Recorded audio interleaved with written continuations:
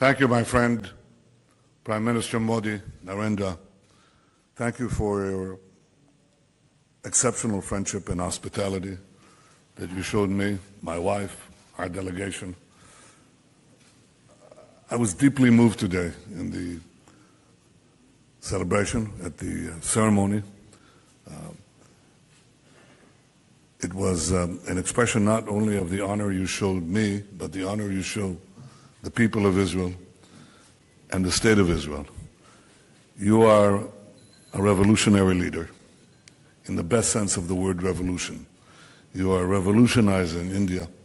You're catapulting this magnificent state into the future, and you have revolutionized the relationship between Israel and India.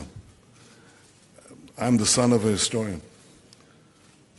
Our peoples have had thousands of years of history. India and Israel are two of the most ancient civilizations on earth. And yet, it is an amazing fact that until you visited Israel, no leader of India in 3,000 years of our own sovereign existence and our history has visited Israel. You are the first leader of a state, of an Indian state, to do this. So it was a groundbreaking visit. It excited the imaginations of all Israelis, and of course of the many Israelis of Indian descent, of origin, who came and were, how shall I say this? Well, I thought I was in a rock concert, but it was a historic event as well. We are ushering today a new era in our relations. We've had diplomatic relations for 25 years, but something different is happening now because of your leadership and because of our partnership. There are three things that bind our countries together. The first is that we have an ancient past. The second is that we have a vibrant present. And the third is that we are seizing together a promising future. We are proud of our past, our rich histories, our people's contributions to human civilization, in language and literature, in mathematics and medicine, in philosophy and faith. The greatest texts that human beings produced are in Sanskrit and in Hebrew. None greater and none more enduring. And we never forget this. More recently, you mentioned just a century ago, brave Indian soldiers played a vital role in the liberation of the state of Israel and the land of Israel. This led to our independence. And yesterday I was again deeply moved as we paid tribute to these brave Indian fighters and commanders who gave their lives in that historic fight. We honor their memory as you mark today Indian Army Day. We are proud of our present, of our resilient democracies. Our people are free to say what they want, do what they want, believe what they want. And these values and our diversity are not a source of our weakness, but the source of our strength. Evidence of this abounds in India, where you hear a symphony of dozens of languages and dialects, and where Jews, and you mentioned this yesterday, Prime Minister, you mentioned the fact that makes India stand out in the community of nations, because over 2,000 years, the Jews of India have never experienced anti-Semitism as our people experience in so many other lands. This is a tribute to your civilization, to your tolerance, to your humanity. Israelis and Indians are bound by the kinship of free peoples, but I believe that democracy cannot be taken for granted. Despite the doubts, despite the challenges, India and Israel are living proof, not only that democracy works, but they demonstrate something deeper, the intrinsic value of freedom, which I believe is the intrinsic value of life. Citizens thrive. Ultimately, it is the free citizens who thrive because they are free and when they are free. Finally, we are proud that we are seizing the future so we can make a better life for our peoples and for others around the world. Our commitment to do so is reflected in the manifold agreements that we signed today, in cyber and aviation and energy, even in cinema. My wife and I are very happy that we're going to Bollywood. We'd like to see it firsthand, and so many other areas.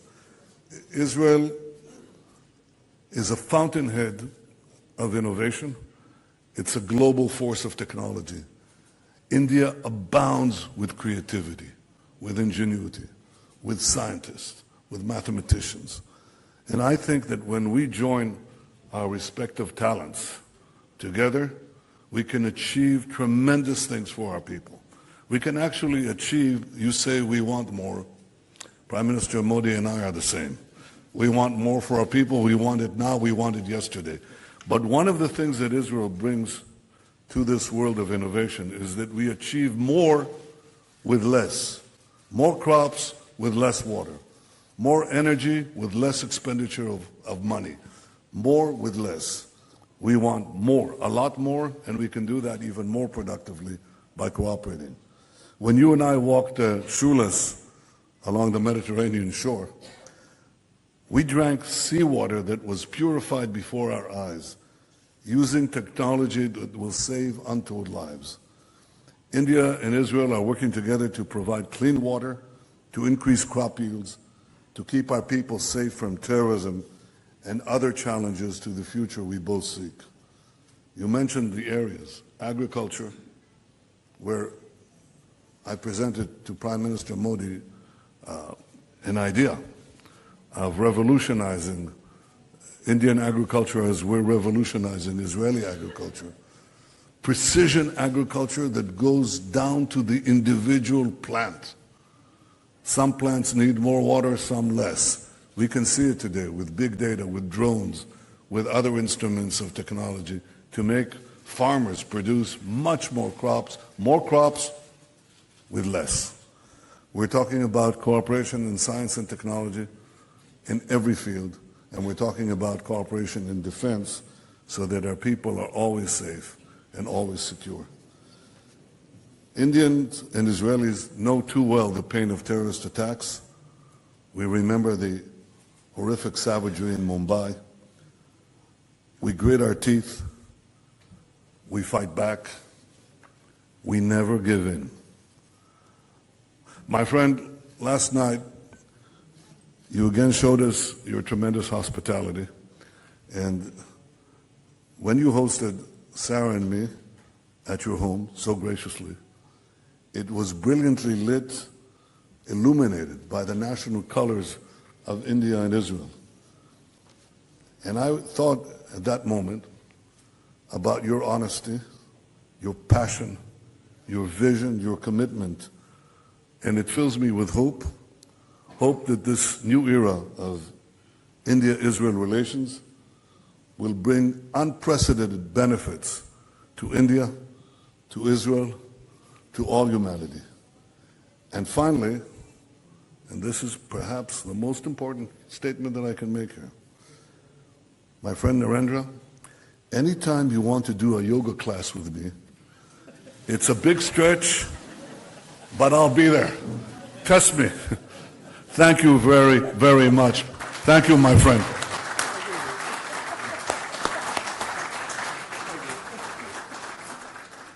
My good friend, welcome to India.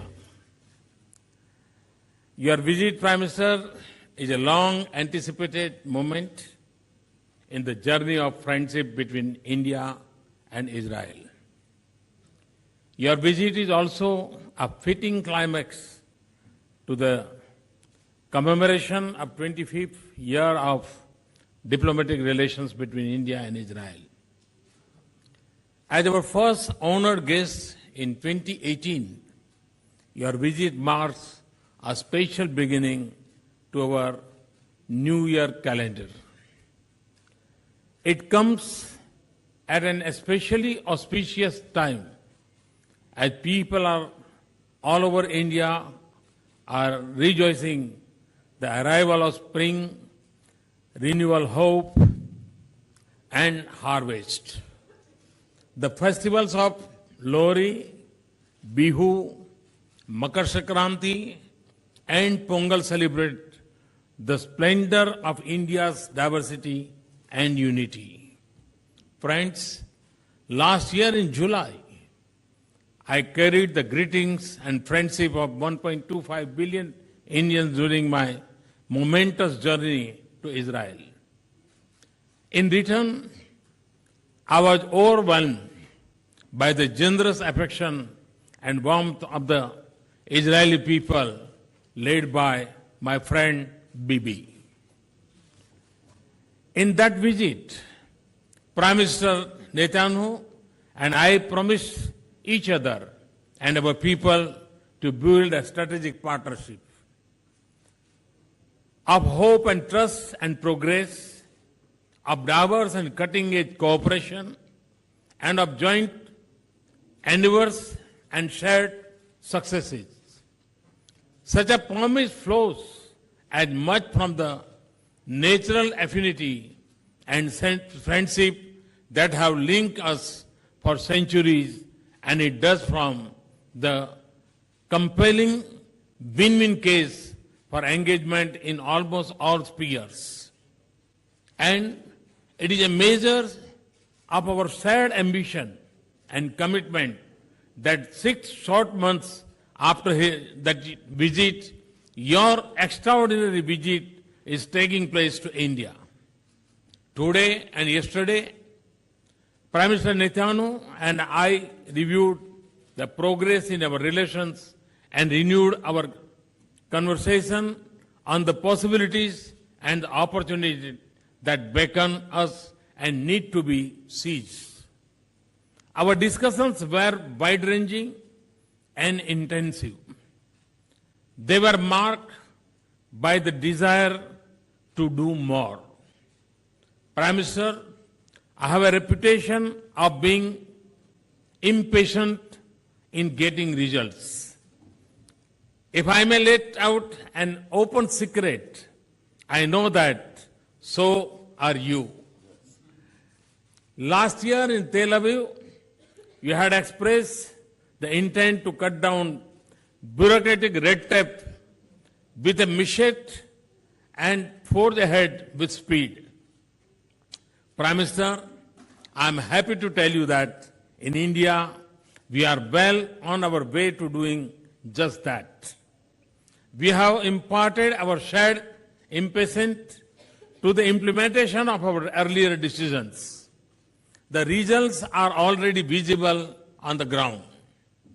Our discussions today were marked by convergence to accelerate our engagement and to scale up our partnership. We will pursue this in 3 ways. First, we will strengthen the existing pillars of cooperation in areas that touch the lives of our people. These are agriculture, science and technology, and security. We exchange views on scaling up the centers of excellence that have been a mainstay of agriculture cooperation by bringing in advanced Israeli practices and technology.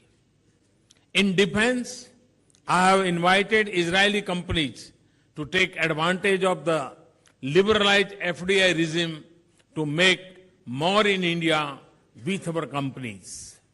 Second, we are venturing into less explored areas of cooperation such as oil and gas, cyber security, films, and startups.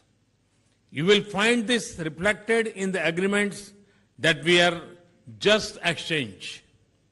Several of these areas are indicative of our desire to diversify and broad-based engagement. And third, we are committed to facilitate the flow of people and ideas between our geographies. It requires policy, facilitation, infrastructure, and connectivity links, and fostering constituency of support beyond government. We are working with Israel to make it easier for our people to work and visit each other's countries, including for longer work durations. To bring people closer on both sides, an Indian Cultural Center will soon open in Israel. We have also decided to start an annual exchange of bilateral visits by 100 young people from science-related educational streams. Friends, thriving to wage trade and investment is an integral part of our vision for a strong partnership. Prime Minister Netanyahu and I agreed on the need to do more in this direction. After the meeting in Tel Aviv last year, we will interact for the second time with our CEOs under the bilateral forum.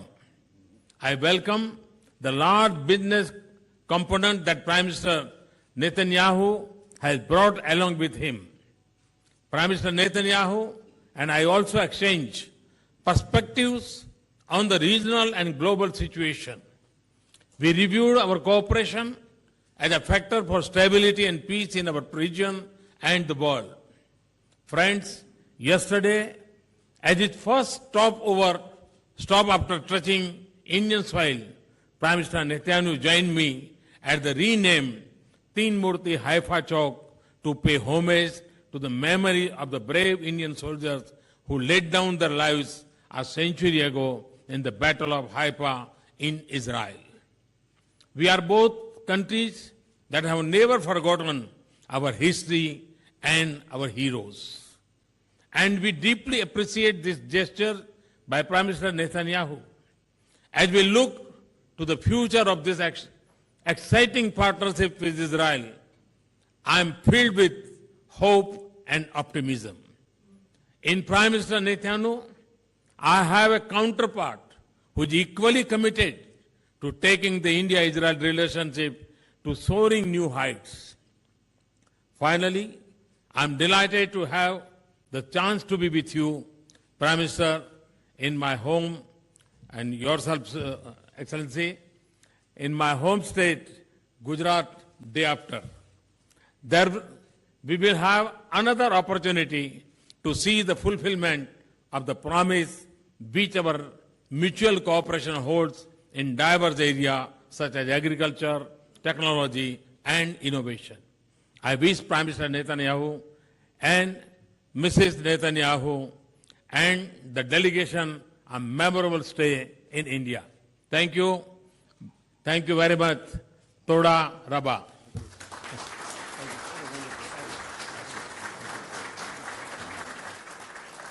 Thank you, sir.